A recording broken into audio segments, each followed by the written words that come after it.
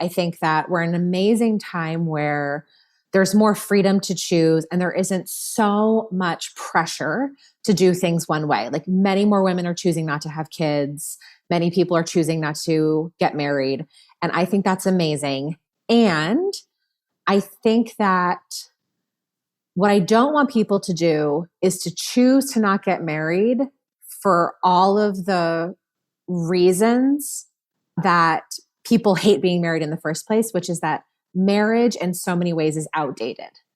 So it's like Jonathan and I want a lot of the same things of the people who say they like don't believe in marriage, but we just believe that we can have it in our lifelong monogamous partnership. We want to have the hottest sex of our lives.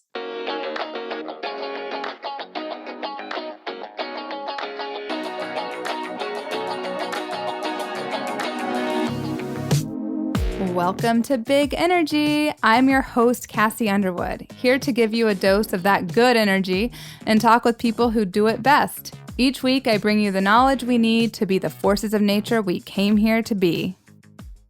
I am so excited to share today's interview with you that I can hardly stand it. Like I am jumping out of my seat because what we are going to talk about with the one and only Sarah Jenks is something that we all know is true, but that so few of us have ever had the opportunity to admit to ourselves.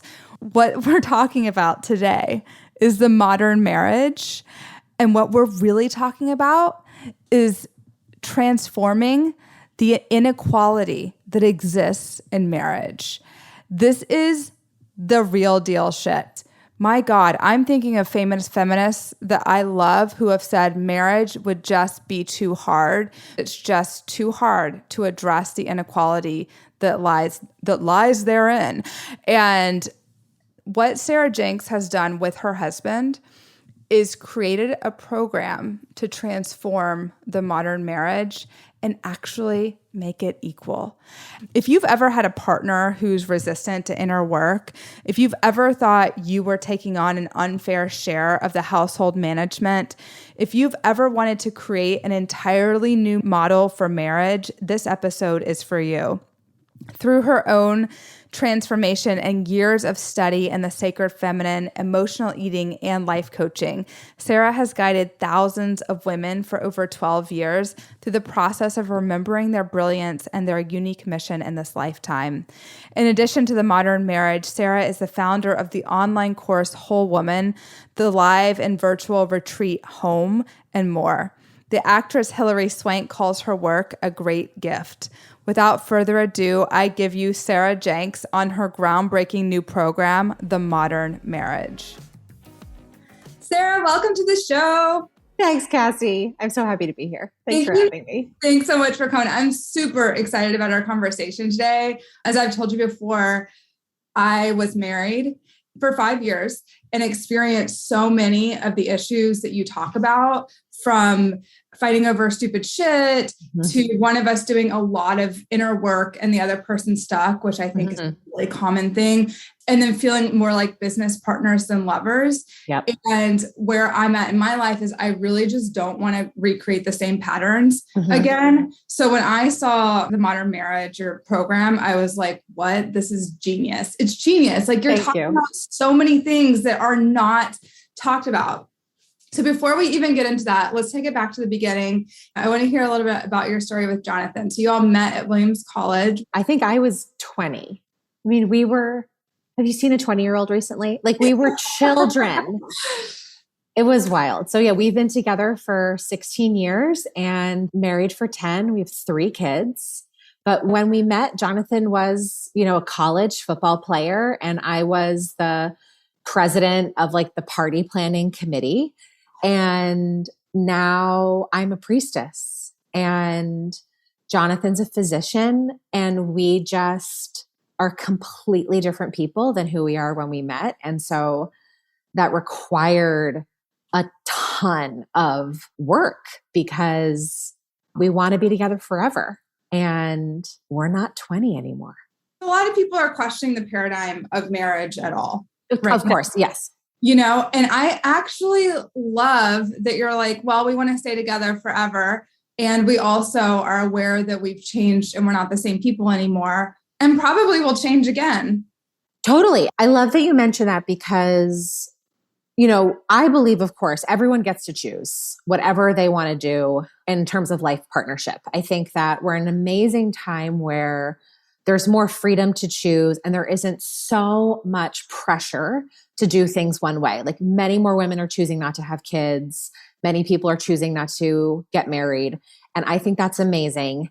And I think that what I don't want people to do is to choose to not get married for all of the reasons that people hate being married in the first place, which is that marriage in so many ways is outdated.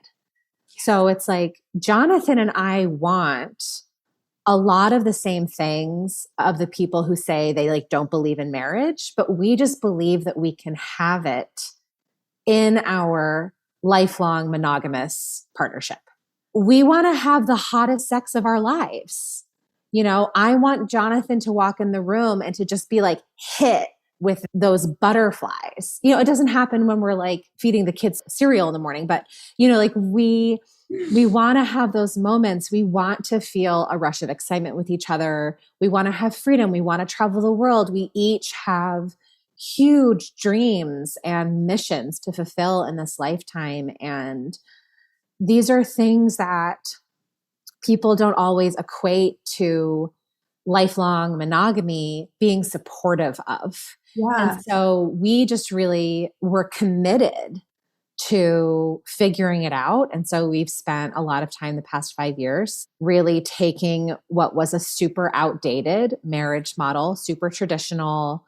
And it was traditional, even though like I'm a raging feminist and I've been teaching women's empowerment for 12 years. Right. And yet I would come home and I would turn into a 50s housewife with Jonathan.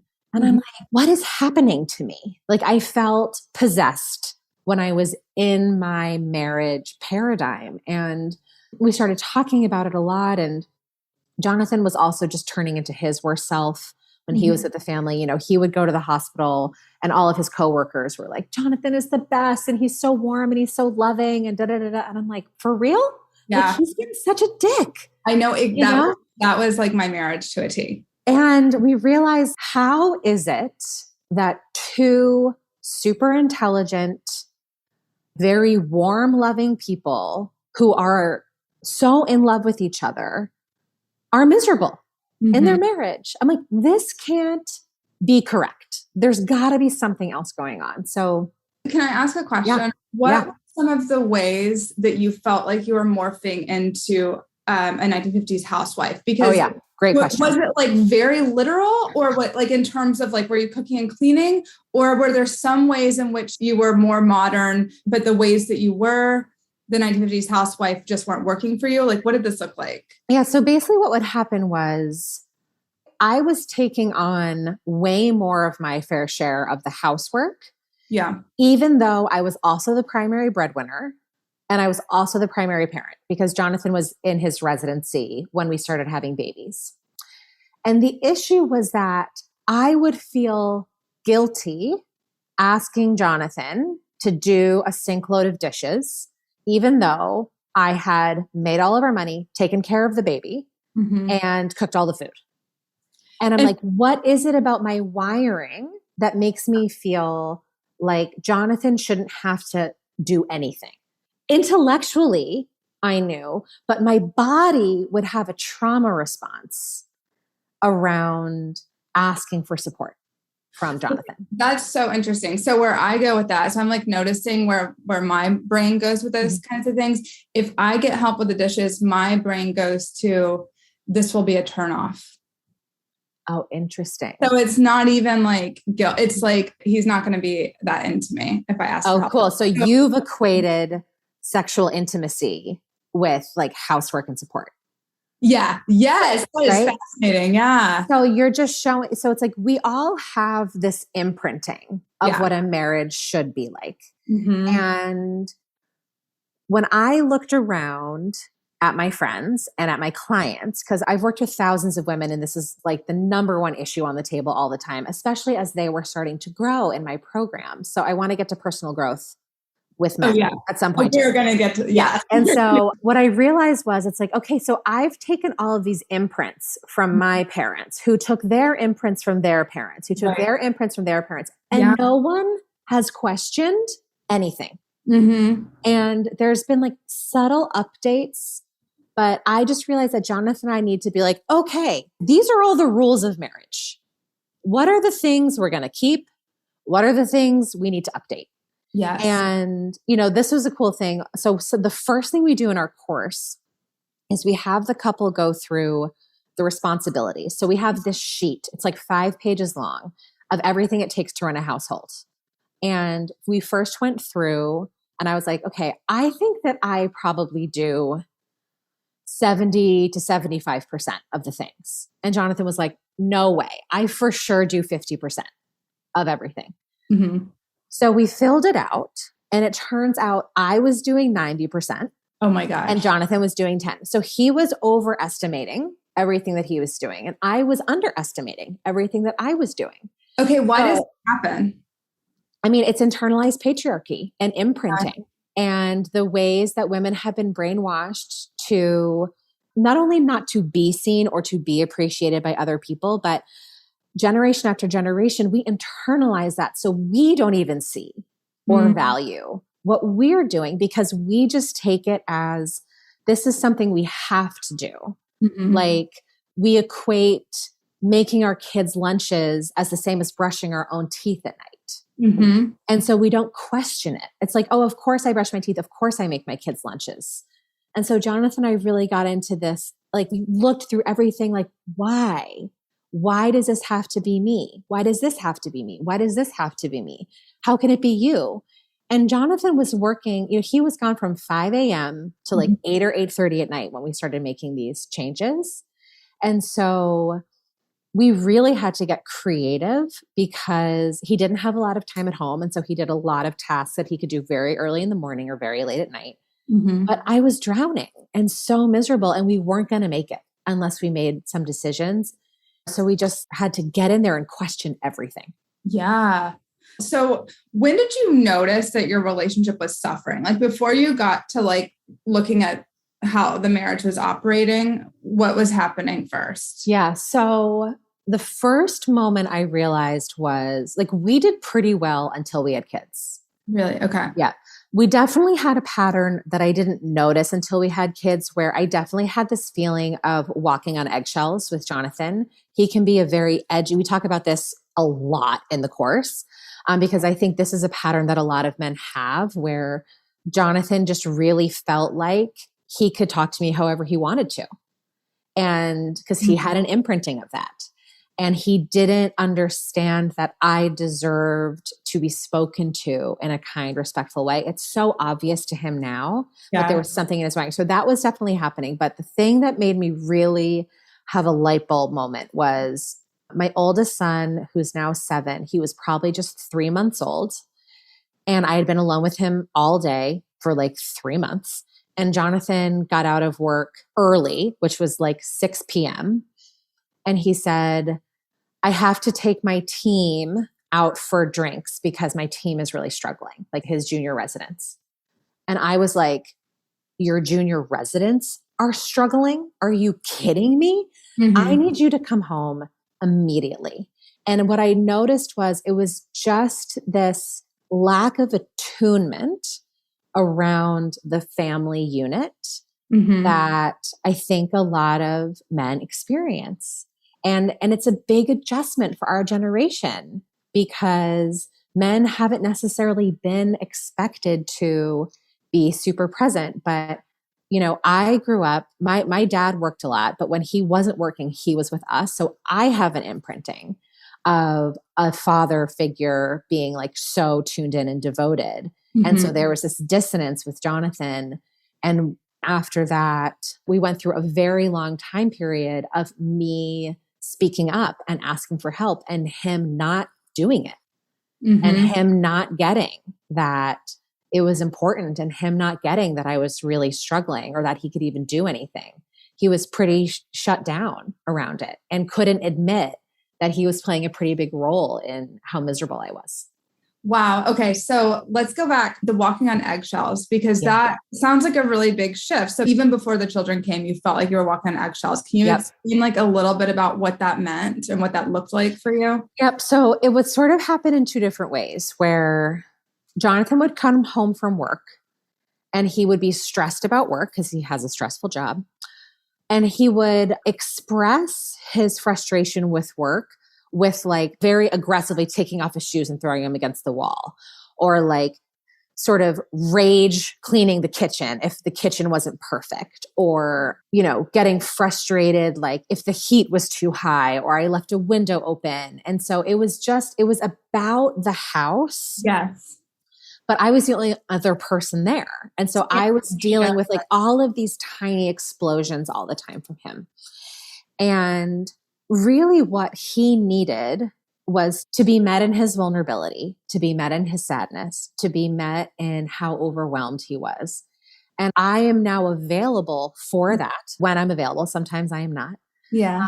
But he didn't have the tools because he refused to do inner work to realize why he was so upset and explosive all the time.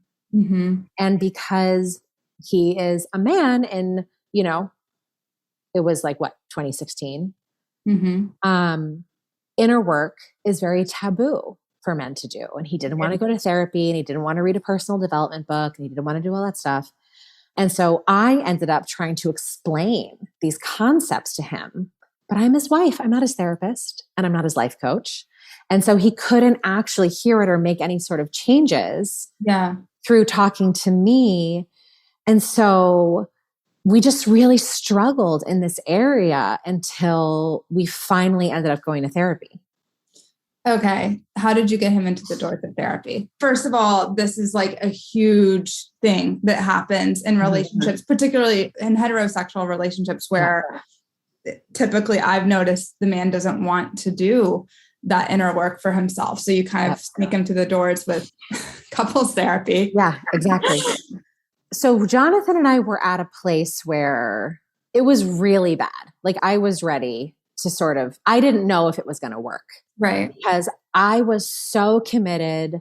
I was reading parenting books to be the best mom I could. Yes. Like I was, I'm in the personal development industry. So of course I'm like super interested in personal development.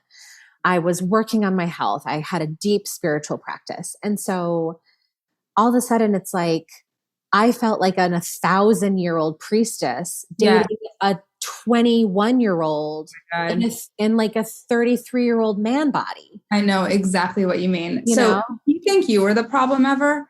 Oh, for sure. I have been the problem. In a lot. 100% you were the... Oh, no. The thing with Jonathan is he just thought I wanted too much. Okay.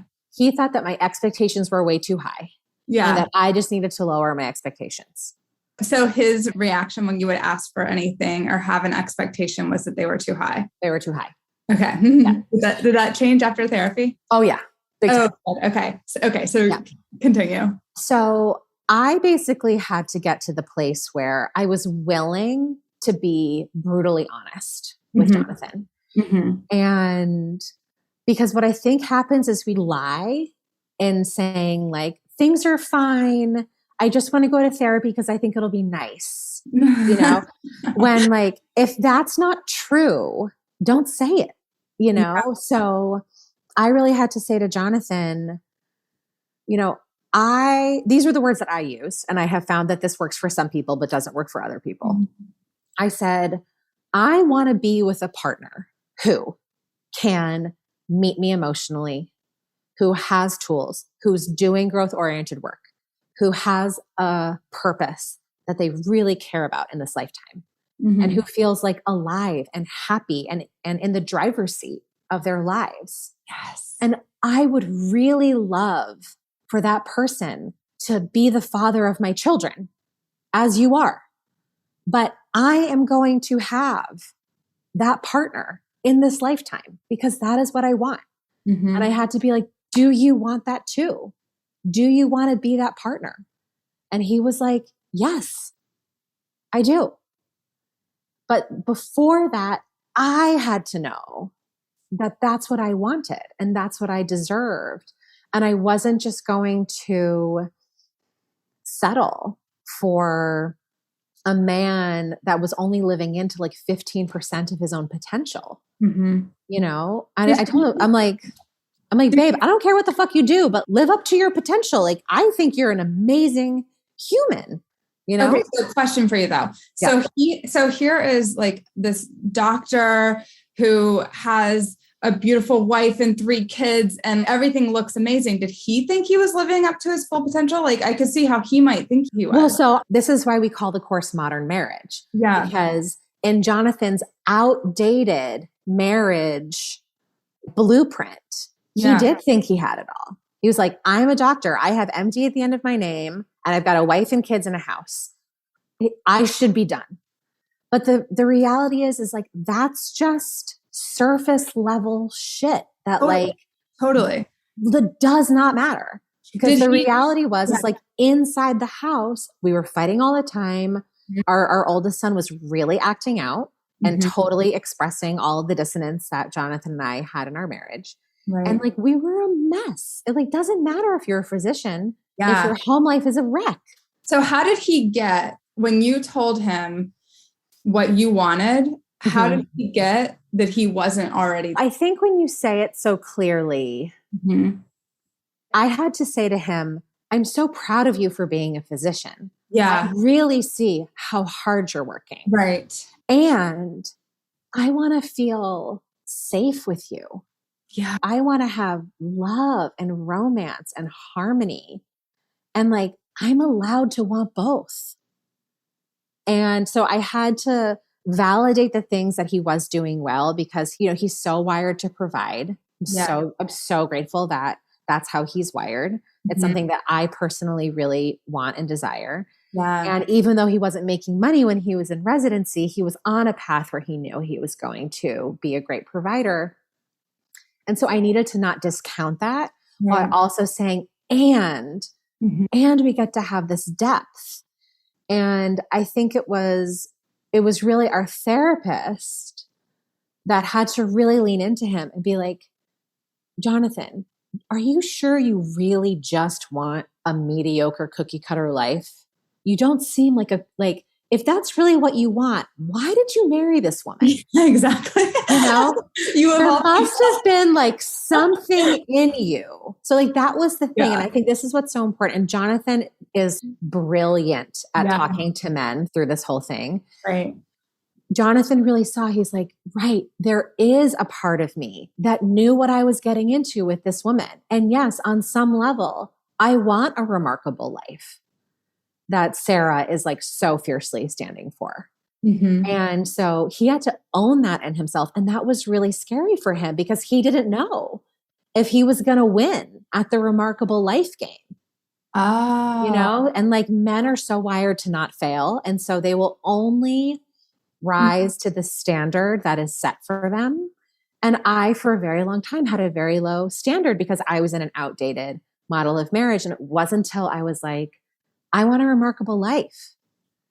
And he just had this moment of like, what if I can't do it? What if I can't give Sarah this new thing that she wants? What if I can't provide that for her? What if I fail? And so there was tons of resistance around being asked to rise to a new standard.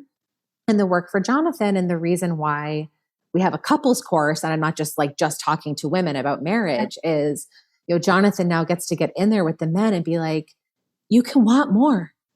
And it's okay if you fail. And it is scary.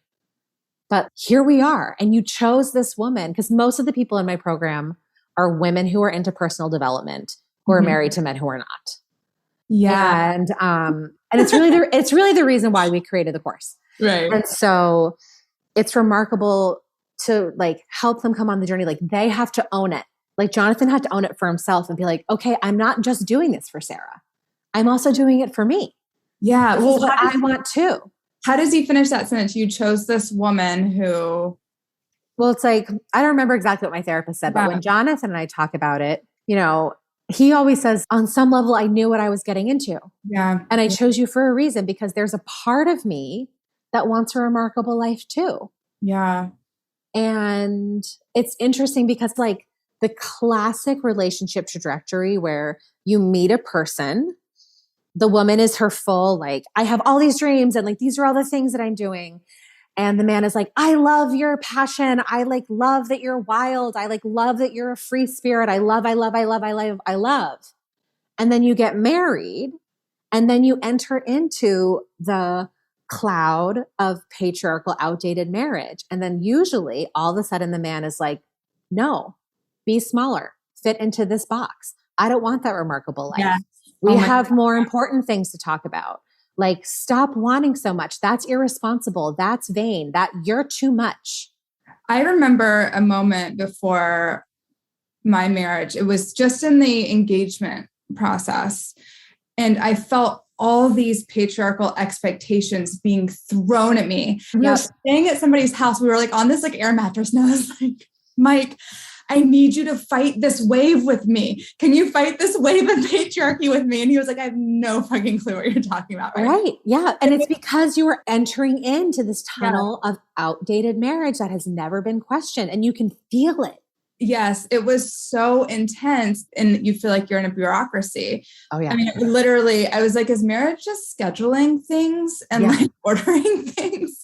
Right. That's what the outdated model is. Like when we're talking about patriarchal brainwashing, right? And we're talking about how to feel a false sense of safety in the community. Anytime there's an outlier, we register it as not safe.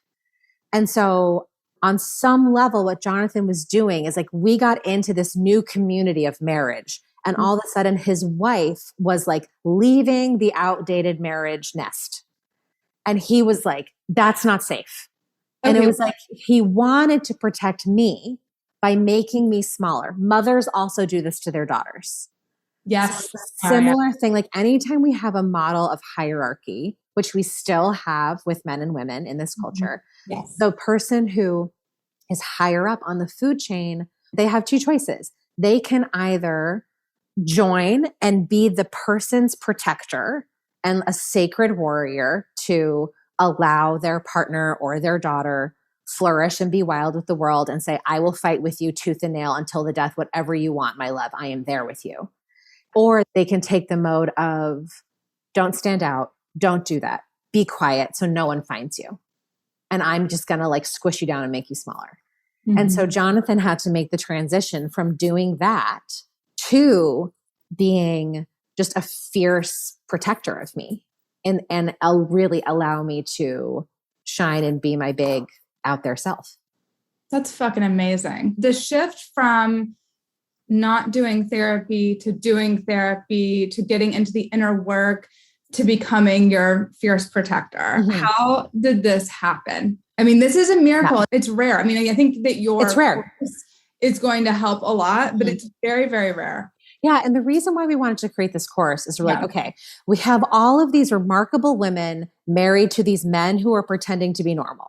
And I'm like, okay, this is like the majority of the population now because so many women are into personal development.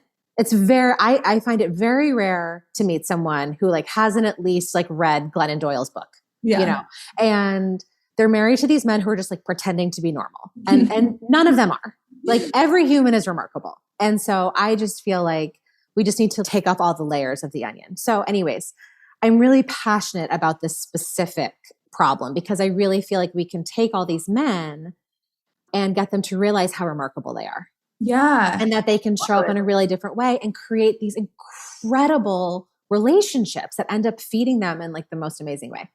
So for me and Jonathan, and this is the reason why we had the course, is that we had to go so many different places. So we worked with our therapist who we loved so much. And he really helped us with the communication and really getting Jonathan to understand what he wanted for himself and to help Jonathan really see all of his patterns.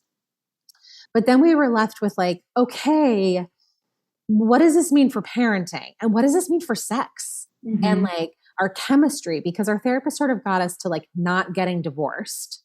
And we had a sense of like love and companionship, but we wanted to be hot for each other. Yeah. And so we started reading books about Tantra and polarity and going to workshops. And a lot of them are taught by single people with no children. And so then we had to really come back and think, okay, like, how do we make this work for us? Mm-hmm. And how do we create this energy, like, even though we can't really see it in the outside world? And, for me, I just had to keep being a stand for what I wanted. And it's really hard for women to do because we're also wired to not get yelled at. Yes. And to not disappoint our male partner, because from a wiring perspective in our DNA, if our partner is upset with us, we have a primal memory of being kicked out, which could then cause us to die. Yes. And we have all of that wiring that in our DNA through epigenetics. So I really had to learn, even though I feel like I'm going to die, for telling Jonathan that I need him to get his shit together and take me on a date every Thursday. It is not 400 BC. He's not going to throw me out of our hut and like leave me to the wolves. I'm not going to die. And even though I felt like I was going to die, I had to still continually ask for what I wanted. Okay. So when you asked for what you wanted, when your son was 3 months old, you started really asking for him to come home and help. Yeah. And then there had to be an ask to go to therapy. Yeah. How did that go the first time? Terribly. He dodged it. Maybe later. I don't know. It was like sort of a sketch. Do you really feel like we need that? Maybe we need to talk more. And I think the only advice I could give to women is like, there's no silver bullet. You just got to keep at it. Mm-hmm. And the only way to keep at it is to do the inner work to know that you deserve it. Yeah. And that was such a big piece for me. Like, I had to look at all the places where I felt like maybe I should just settle, or like, this is just how most men are. Mm-hmm. And if I wanted somebody else, I probably just should have married somebody else. Instead of what Jonathan and I believe is that growth is the rule. Right. Everyone has like a possibility of incredible growth and change and deepening. And so when I finally landed on that way of thinking for myself, I could then believe it for Jonathan. And so it was easier for me to show up over and over and over again and really be like, I need this, I need this, I need this. And when it got to the place where I was like, babe, it's not working. I don't know what else to do. We have to get help. Yeah. And so he was willing. You asked over and over and over again. What did you say that made that change where he was able to go? And I'm asking this because I know so many women who want to get their partners to go to couples therapy and their partner will not go. Yeah. Well, I think, it's a few things. Like, a lot of partners won't go to therapy because they feel like therapy is only for people who are close to getting divorced. Yeah. But I think a lot more people are closer to getting divorced than they know or admit. And so I think that you can say like, yeah, babe, we're there. We're there. And I don't want to let it get any further. And then I think the other thing is that a lot of people, they don't want to divulge their personal secrets, which is one of the reasons why we created Modern Marriage, because you don't have to tell us anything about your relationship. You just go through the process with each other, and we guide you through the process with each other. And, so with Jonathan, I think I just said like, we get help with so many things in our lives. And if we were going to figure this out, we would have figured it out by now. So we might as well just try it, And what Jonathan always says to people now, he's like, divorce is a lot more expensive than therapy. Really true. And people who still get divorced after going to therapy just went to therapy too late. I totally agree. Yeah. And the other thing that is so powerful that you say on the website is that if these things are not dealt with, then the person will just get divorced and then get into another relationship. Well, right. That's the thing happens. Because it's not the relationship necessarily. It's the entire paradigm of men aren't held accountable to their own kinds of inner growth. It's expected the woman is going to hold that in heterosexual relationships, exactly. Right. And all the other invisible work that you talked about. Mm-hmm. Yeah. Yeah. Because in modern marriage, what we're really talking about is updating outdated gender roles. Yeah. It's like those are the major problems that we see. Not to say that people who are in same-sex marriages don't have problems, but in what I have seen, the problems are different. Yeah. And people who are in heterosexual relationships cannot evolve as people until they update these outdated gender roles that are really going unchecked in the privacy of people's homes. And I have an inside view to a lot of people's lives. And like, I can't tell you how many people are, marching the streets for women's rights and at home doing 100% of the housework. Yeah.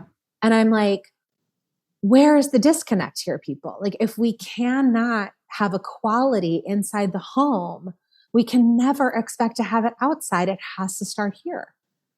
Amen to that. Yeah. Yes. And I want to talk about something that is an important part of it. And that's that men get a lot of accolades for doing anything. Right. That's part of the outdated model. Yeah. And so then they think that they're doing more because they're getting like a carrot for every little thing that they do. It was so nice of them to stay at home, and let his wife go and do a thing, right. Like those kinds of things.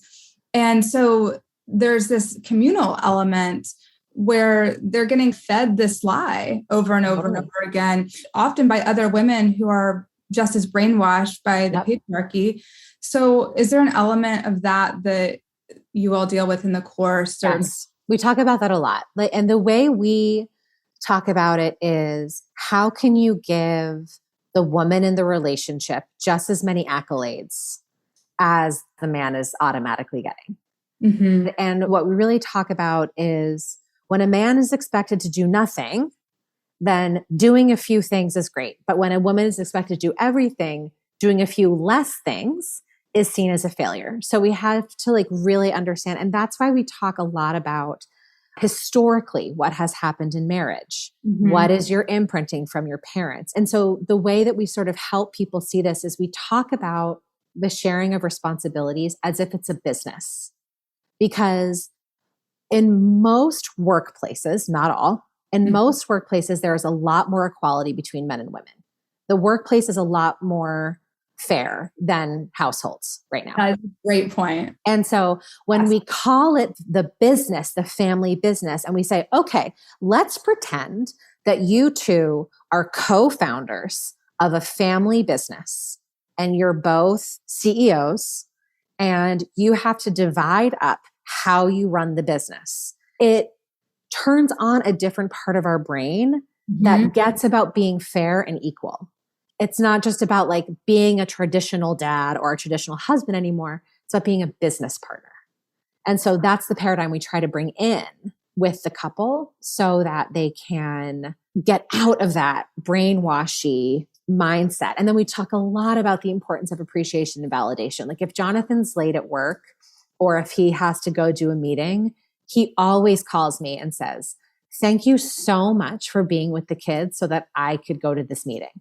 I know that I could not go to a meeting if you were not home with the children." Wow.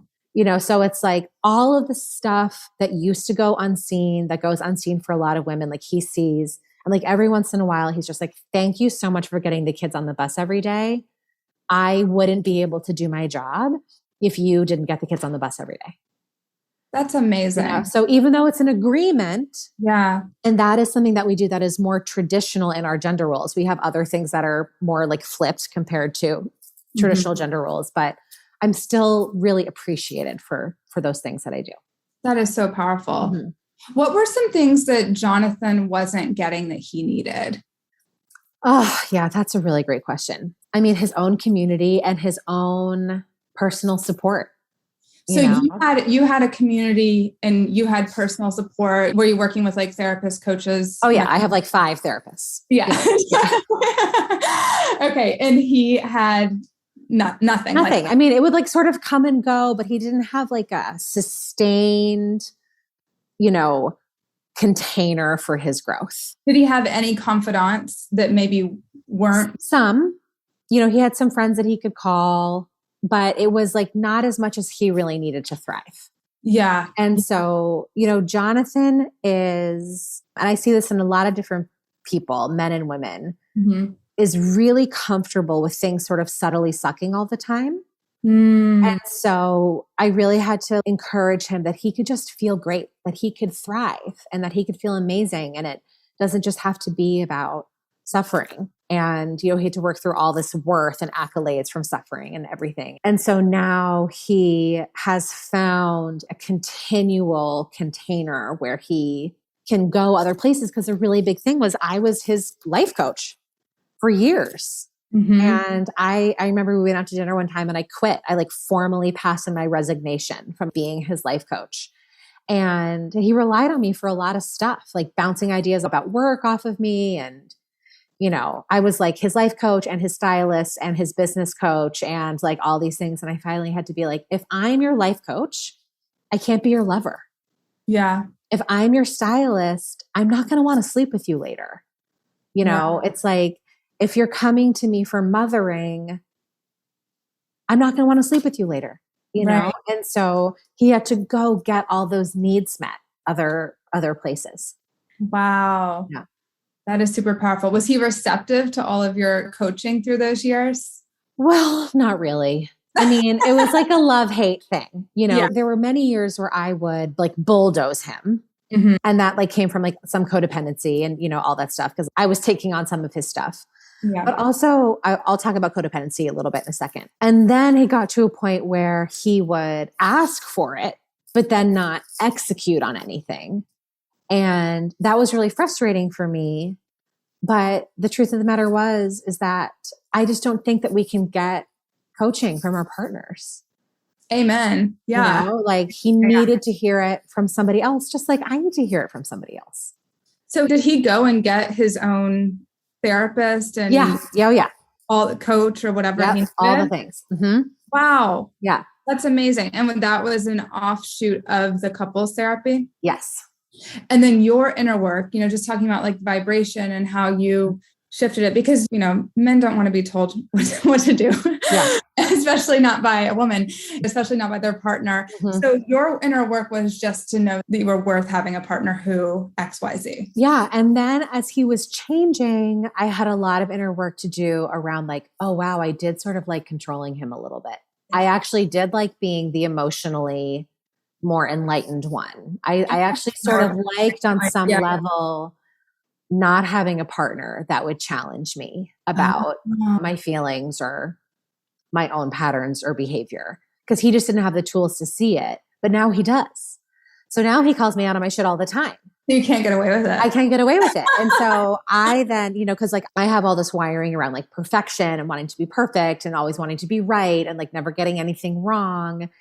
And so I'm now really working on, how can I be more human? How can I be more vulnerable? How can I really let go of control of this man? And I'm not the puppeteer anymore. Yeah. And so there's a lot of stuff that comes up with that I'm not proud of, but it's real. And I have to really clear and work on a lot of that stuff. Yeah. I had to do a big deep dive recently in my I'm in a relationship, but separately, and look at my behavior around the codependency, the control, all that. And it was mind blowing, the levels of it that were showing up and the subtle ways that it was coming in. And just taking that out of the equation changes a lot. Just taking the codependency, or at least having awareness, because it's not I did that work and now I'm perfect. It's I did that work and now I'm very aware. So when it happens, I know I owe an amends immediately. Yeah, that's really powerful. So now he's enlightened, equally enlightened. That's great. And he just feels so strongly about helping men have a similar journey, that he just knew that he had to keep going and get the right training and do an even deeper dive so that he could be there for these men who are dipping their toe into changing. It's really amazing. I'm just kind of getting it right now, the picture of two people in a relationship doing the work side by side. Yeah. And it's so incredible. Thank you. And like, we're just really taking a stand that this is what all marriages need. We're like putting our flag in the ground and just saying the only way for marriage to work is if both people are doing inner work, period. Yeah. It used to be like the only way that marriages could work is if they're faithful to each other.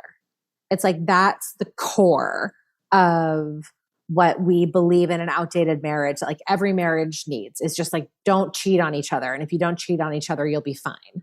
And we're just like, well, maybe we need to like raise the bar a little bit. Yeah. Right. And we see with a lot of couples, if there is a moment that someone is unfaithful to the other person, if both of those people are doing inner work, they can actually get through that no problem. If they have the tools, if they have the devotion and the dedication, and they're both willing to look at their shit, I've seen a lot of couples survive that and be even stronger than before. So now there is like more space to fuck up, more space to rock the boat, more space for betrayal. And if both people are doing inner work and they're dedicated to healing and changing and being stronger than before and being like, oh, that must have been a symptom of a much deeper issue that was going on. Like, let's address that issue. We believe that's really what long-term partnership is about. But you can't have that unless you're doing inner work, both of you. Yeah, that is amazing. So what does your marriage look like now? That's such a great question. It's changing all the time. And right now, Jonathan and I are really working on our masculine and feminine polarity. And I'm really doing so much work around continuing to see where I'm holding on to control. And I'm really needing to learn how to trust him, like trust him to guide us with financial decisions. Like, we still share financial responsibility, but there's something about me not being like having such a tight grip on it. Like, I have this thing, like I'm the only one I've got. And so I'm learning how to be like, okay, but I also have this man. And how can I, even after years of him not feeling that stable, how can I really feel that he's stable now? And so we're working on that a lot. And, we laugh and we have amazing sex, which we didn't for years, like years and years and years. We had a terrible sex life.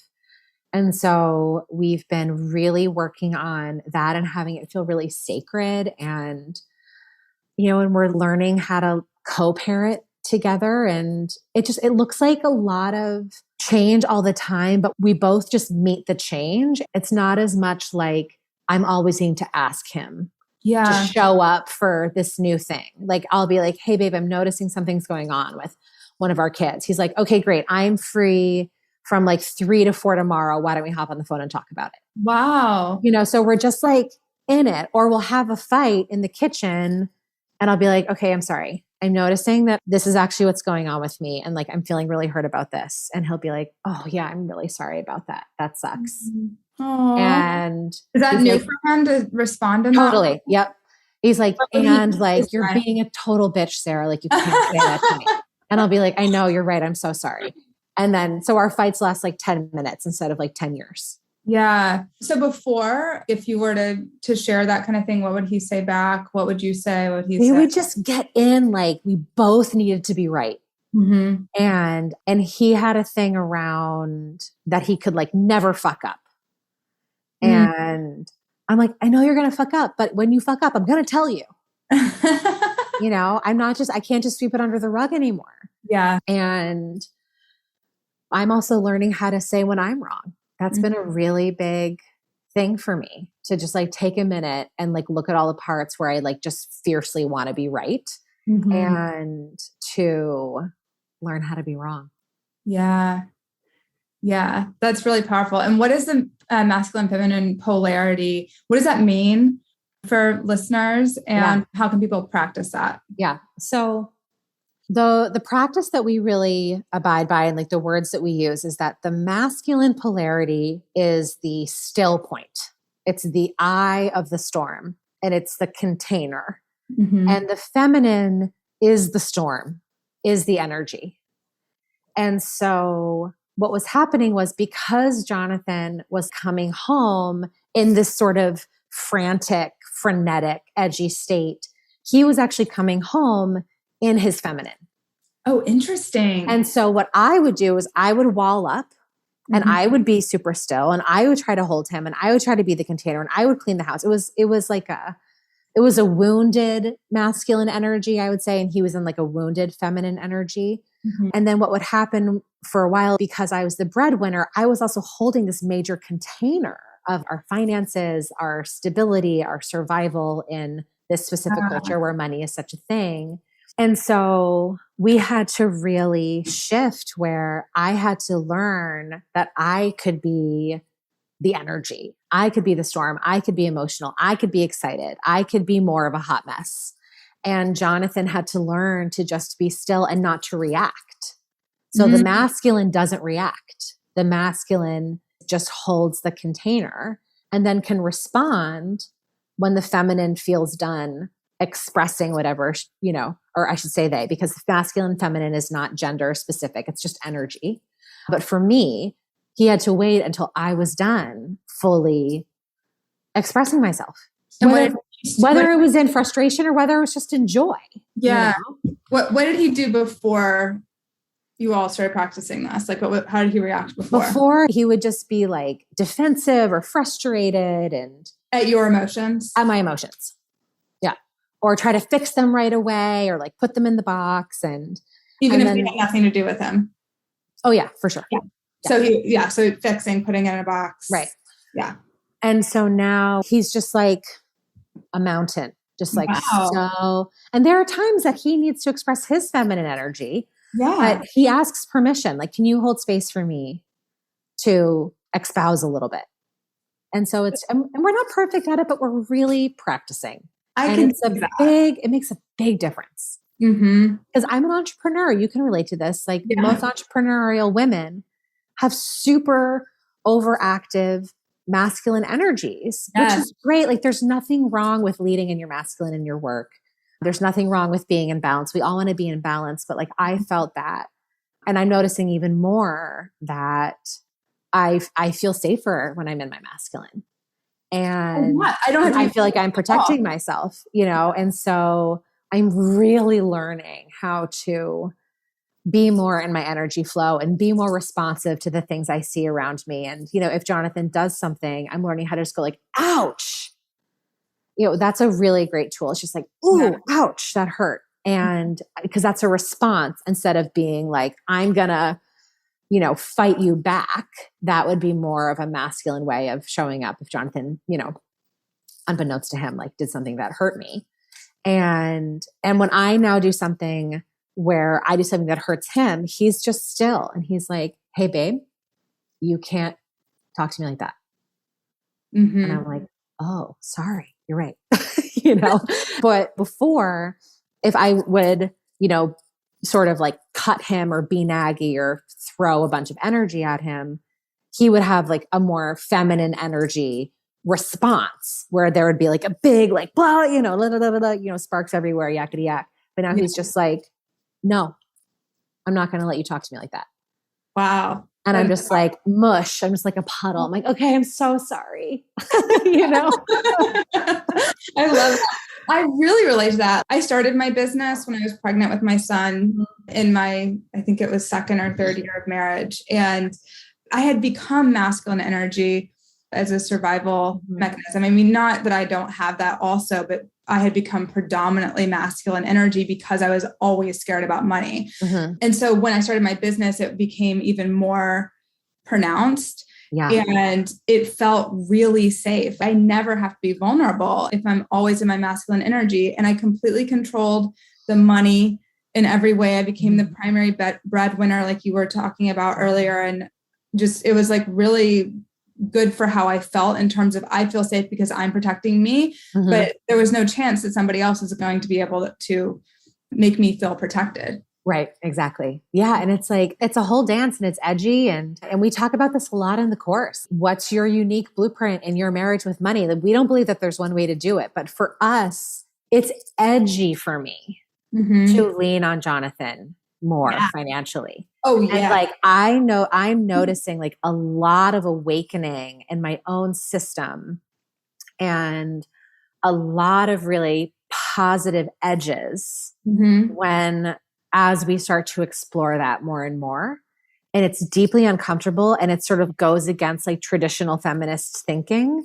And everyone's path is going to be different. But like, I'm just noticing for me, it's like, wow, there's like a real edge here. And so I'm going to explore that edge to see like what the medicine is in here for me, because it doesn't mean that I should never make more money than Jonathan. But if I'm making more money to keep myself separate from him, to keep myself protected and to not be as open and vulnerable as I could be, then that's not a good reason to be amassing like that level of wealth. It needs to come from like a different place, a different sense of flow. And so it's like not about the money, it's about what's underneath the dynamic. And I think we all can have an opportunity to start to play with that and question everything.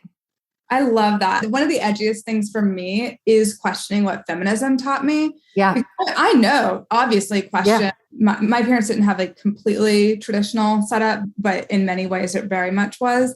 But I know to question that stuff, that's kind of obvious. But then it's like, then next level, question the feminism that we've been taught. Because some of that has been detrimental to our ability to have loving relationships and sexy, honestly, sexy, hot relationships. Exactly. Yep. Yeah. Yeah. I think it's really important to put everything out on the table and reclaim certain things. Like, I'm going through a really big process of reclaiming my sensuality and reclaiming my beauty, because we don't want feminism to reject femininity. Right. And in some ways that we've been taught it does. And I also know for me, I didn't want to be in rejection of certain roles as a mother that were deemed like gender appropriate. I didn't want to just say, oh, I don't want to be home at 3 and give my kids a snack because that's what women are told they have to do. Right. I wanted to be like, let's imagine there are no rules here. Do I want to be home in the afternoon with the kids? And I do. But I had all of this like, I'm a bad feminist if I'm just playing the role I feel like I'm supposed to play. Yes. And it's so important that we are not living our lives in rejection of certain ideals, that we're really consciously choosing every single role, every single agreement, so that it's a match for our own soul's expression. That is so good. Yeah. Thank you so much, Sarah. Thanks, Kassi. Such a fun conversation. Incredible. I could talk to you for hours about it. It's so juicy. I hope everyone goes and gets your program, The Modern Marriage. Where can everyone find you? And is there anything else you want to share that you have going on right now? Yeah. If you just go to modernmarriage.us, that's the website to go check it out. And then what you'll see on the website is the first thing we ask you to do is send us your email and your partner's email. Because what will happen is if you give us your partner's email, you don't have to.